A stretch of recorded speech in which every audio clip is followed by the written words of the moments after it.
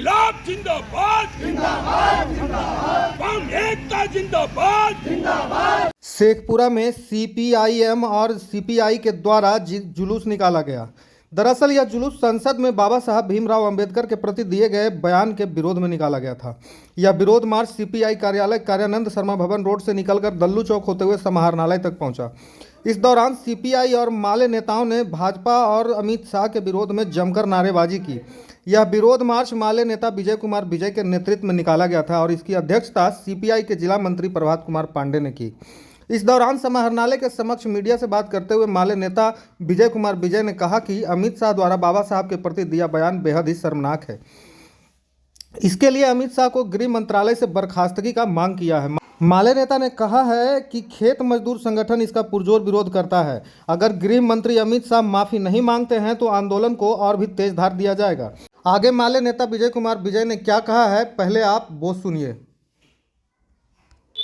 प्रतिरोध मार्च आज वाम मोर्चा के बैनर तले आप तमाम साथी जान ही रहे हैं कि इस देश की गृह मंत्री जब संसद भवन सत्र शीतकालीन चलता है तो उसमें डॉक्टर भीमराव अंबेडकर की जितना आप रट लगाते हैं उतना यदि जो भगवान की नाम लेते हैं तो ये कहते हैं कि बैतरनी मिल जाता, बैतरनी पार हो जाता, भगवान मिल जाता। अमित शाह के लिए तो भगवान मिल ही गए हैं। सबसे पहले अमित शाह का भगवान वही है नाथूराम गौडसे, भगवान उनके लिए वही है हिटलर, भगवान उनके लिए वही है अमित शाह के लिए सावरकर और गोलवरकर। इस देश के अंदर अमित शाह ने ये मन बना लिया है डॉक्टर भीमराव अंबेडकर की अपमान करके ये जितना निंदा किया जाए, सबसे पहले डॉक्टर अंबेडकर की अपमान करने वाले अमित शाह गृह मंत्री को इस्तीफा देना होगा, नहीं तो इस देश की जनता जाग गई है। हम तमाम ओबीसी और खास करके अति पिछड़ा लोगों से हम आह्वान करते हैं पूरे देश की नौजवानों और दलितों एससी एसटी से कि ये संविधान पर सोचिए समझिए मनुवादियों की हमला है। इस हमला को वाम मोर्चा कभी बर्दाश्त नहीं करेगा और संविधान के हिफाजत के लिए इस देश में जितना भी नौजवानों की कुर्बानी देनी पड़ेगी उससे कम नहीं है। हम जानना चाहते हैं, एक तरफ आप कहते हैं एक देश और एक चुनाव, एक नेशन और एक इलेक्शन, दूसरा तरफ ये अमित शाह और हमारे मोदी जी इस देश के अंदर संविधान विधेयक लाकर इस देश के नौजवानों को गुमराह करना चाहता है। क्या 1952 में इस देश में एक चुनाव हुआ था कि नहीं?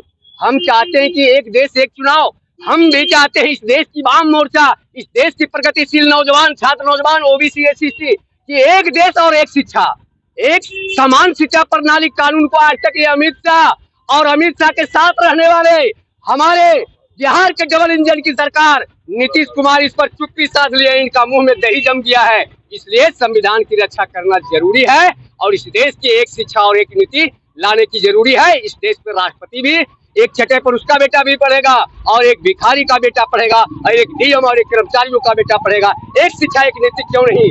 समान शिक्षा प्रणाली कानून को लागू करने के लिए अमित शाह बिल लावे और प्रधानमंत्री बिल लावे और बिहार के डबल इंजन की सरकार नीतीश कुमार को भी समान शिक्षा प्रणाली कानून को लागू करना होगा।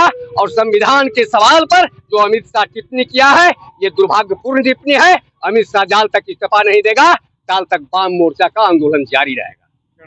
विजय कुमार विजय, भाकपा माले जिला सचिव, शेखपुरा। शेखपुरा की हर छोटी बड़ी खबरों से अपडेट रहने के लिए फेसबुक पर लाइक और फॉलो करें, इंस्टाग्राम पर फॉलो करें, यूट्यूब पर सब्सक्राइब करें। आपका अपना न्यूज़ चैनल, हर खबर आप तक।